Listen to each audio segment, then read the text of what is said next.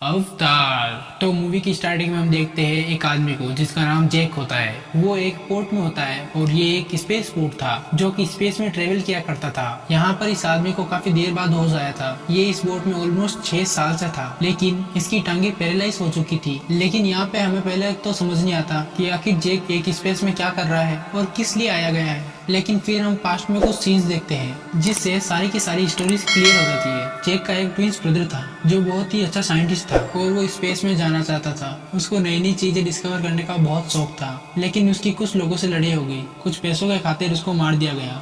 Space में पहुंचने के लिए भी नासा का बहुत खर्चा हुआ था और जैक ये नहीं चाहता था कि सारे पैसे वेस्ट हो जाए। उसके भाई का ख्वाब था तो वो खुद पूरा करना चाहता था, तो वो उसकी जगह स्पेस में चला जाता है किसी दूसरे प्लेनेट को देखने के लिए। वो यहाँ जाने के लिए इसलिए तैयार होता है क्योंकि वो पैरालाइज्ड होता है। जो उसकी टांगों का इलाज था वो काफी महंगा था, तो उसे एक बस होप होती है कि वो जिस मिशन पर जा रहा है, अगर वो मिशन कामयाब हो गया तो उसको काफी मुनाफा होगा और फिर वो उन पैसों को यूज करके अपना इलाज कर पाएगा। नो डाउट कि वो बहुत हार्ड वर्किंग है। बेशक उसकी टांगे नहीं होती पर वो बहुत स्ट्रॉन्ग होता है, तो उसको यकीन होता है कि वो ये कर लेगा। अब बात कही जाए उस प्लेनेट की, तो उस प्लेनेट पर ऑक्सीजन नहीं होती है। उसके साथ और भी लोग जो जाने वाले थे वो एक जगह इकट्ठा होते हैं जहाँ पर वो अपने लीडर से मिलते हैं, जहाँ पर लीडर उन्हें समझाने लगता है कि तुम्हें किस तरह से वहाँ के हालात को फेस करना है और वहाँ पे अगर किसी क्रिएचर से वहाँ सामना होता भी है तो उसको किस तरह से हराना है और उससे कैसे बचना है। तभी जैक यहाँ पर एक आदमी से मिलता है और उन दोनों की ट्रेनिंग 3 साल एक साथ हुई थी, तो इसलिए इनमें थोड़ी सी जान पहचान थी। तो फिर आदमी जैक को अपना अवतार दिखाता है। अब इन अवतारों में इंसानों के डीएनए भी थे और उन क्रिएचर्स के भी।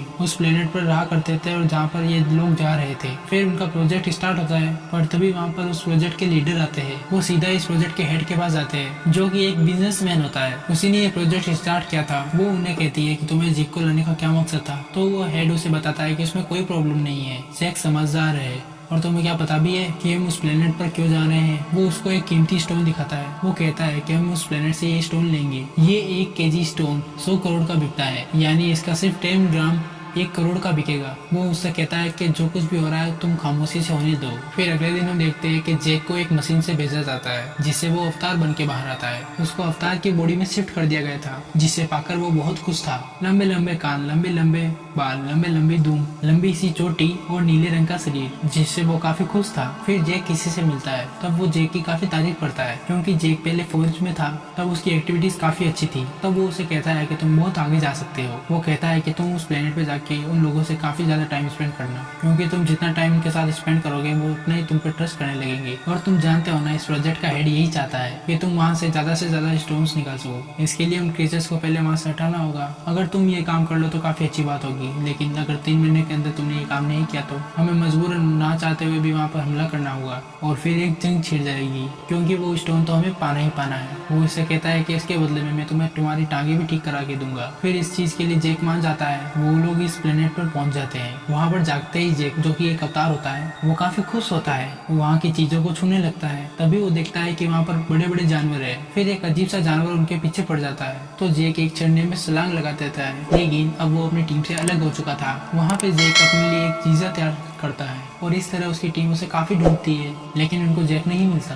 तो वो लोग यहाँ से ये सोचते हुए चले जाते हैं कि ये खतरनाक प्लेनेट है और क्या पता जैक अब तक मारा गया हो। पर जैक वहीं जंगल में होता है। तभी हम देखते हैं कि कोई फीमेल उसे देख रही होती है और वो उसी प्लेनेट की क्रिएचर होती है जिसका नाम नेत्री होता है। वो जैक पर एरो चलाने ही वाली होती है कि तभी उस पर एक फूल आकर बैठता है, तो वो अपना डिसीजन बदल लेती है और वहाँ से चली जाती है। अब रात में जैक के पीछे उस जंगल के काफी जानवर जो जंगली होते हैं वो उसके पीछे पड़ जाते हैं, जो जैक पर अटैक करने के लिए आगे बढ़ रहे होते हैं। लेकिन जैक उनसे फाइट बैक करता है। वो उन्हें भगाने के लिए वहाँ पर आग भी जलाता है। तभी नेत्री वहाँ आ जाती है और उसे बचाने लगती है, लेकिन इस दौरान काफी जानवर वहाँ के मारे जाते हैं। तब नेत्री को बहुत गुस्सा आता है और वो कहती है कि तुम्हें बचाने के चक्कर में काफी जानवर मारे गए। तभी जैक उनसे कहता है कि गुस्सा किस चीज का दिखा रही हो, अगर अपने जानवर की इतनी फिक्र थी तो मुझे बचाया ना होता। तभी नेत्री उसे कहती है कि तुम बिल्कुल एक बच्चे हो। तभी जैक उसे कहता है तो फिर सिखाओ मुझे कि कैसे लड़ा जाता है। उसी के साथ जैक की बॉडी पर भी फ्लावर्स आके बैठ जाते हैं। नेत्री इस प्लेनेट के सरदार की बेटी थी, तो वो जैक को भी अपने कबीले के पास लेकर जाती है। उसके कबीले के लोग जैक को मारना चाहते थे, लेकिन नेत्री उनको रोकती है।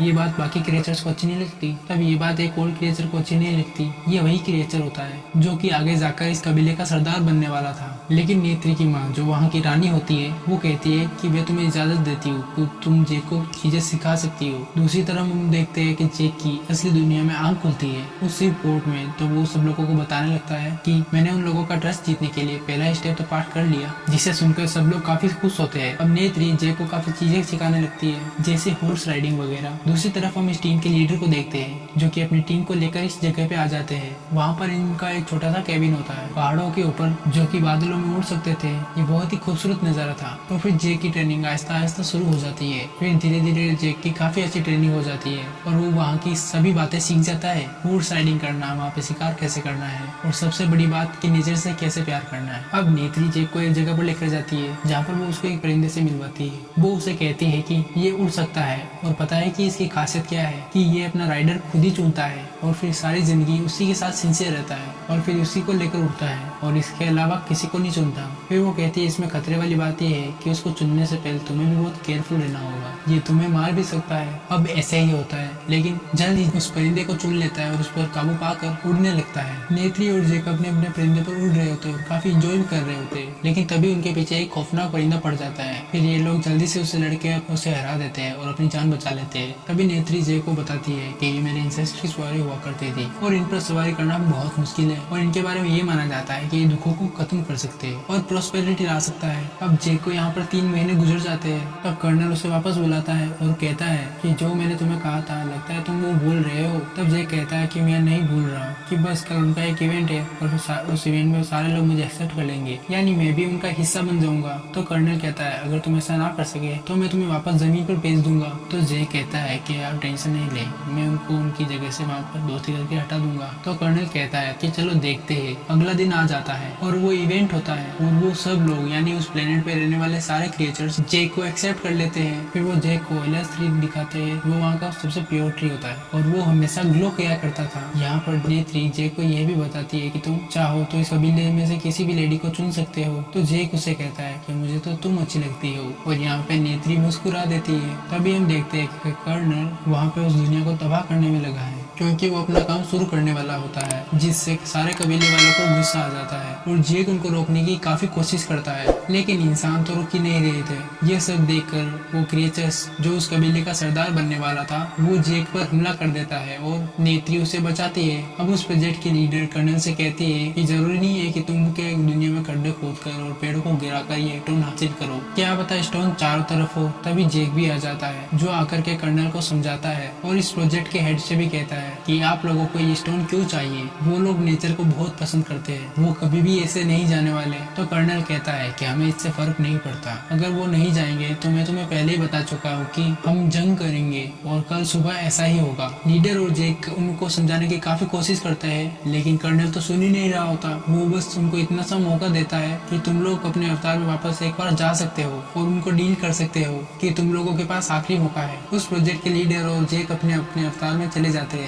और दोबारा उस प्लेनेट पर जाते हैं, जहाँ पर जैक सबको सब कुछ सच बता देता है कि मुझे यहाँ पर इसीलिए भेजा गया था कि मैं आप लोगों को इस जगह से हटा सकूं, क्योंकि हमें यहाँ से कुछ जरूरी चीजें चाहिए। तो नेत्री ये सुन के रोने लगती है और चिल्लाने लगती है कि तुमने मुझे धोखा दिया है, कि तुम अब तक ड्रामा करते आ रहे थे। उस प्लेनेट के क्रिएचर्स जैक और उसके लीडर को वहाँ पर कैद कर लेते हैं। तभी कर्नल अपने लोगों के साथ वहाँ पर आ जाता है। जैक उसे मना भी कर रहा होता है, लेकिन फिर भी वो उनके पास आ जाता है और अब इस कबीले के लोग उन पर अटैक करने लगते हैं और वो अपने बो और एरो से कितना अटैक कर पाते हैं। कर्नल उन पर बॉम्ब फेंकने लगता है, जिससे हर तरफ आग लग जाती है। तभी कबीले के लोग डर के मारे रोने लगते हैं। तभी एक फीमेल क्रिएचर जैक के पास आती है और उससे कहती है कि हमारी जान बचाओ। तभी इतनी देर में कर्नल वो पेड़ भी गिरा देता है जो उनका प्योर ट्री था। तभी सब लोग देख के ये काफी दुखी होते हैं, उन्हें इंसानों पर काफी ज्यादा गुस्सा आ रहा होता है। इस सब में नेत्री के फादर यानी कबीले के लीडर की भी डेथ हो जाती है। उस प्रोजेक्ट का हेड और कर्नल ऑर्डर देता है कि उस प्रोजेक्ट के लीडर को अरेस्ट कर लिया जाए, लेकिन तभी वहाँ पर एक पायलट आती है जो कि वहाँ का प्लेन चलाया करती थी, वो उनको आकर बचाती है। अब ये सारे लोग एक और स्पेसशिप में होते हैं, जहाँ पर कर्नल की फायरिंग की वजह से इस प्रोजेक्ट की लीडर जख्मी हो चुकी होती है। यहाँ पर जैक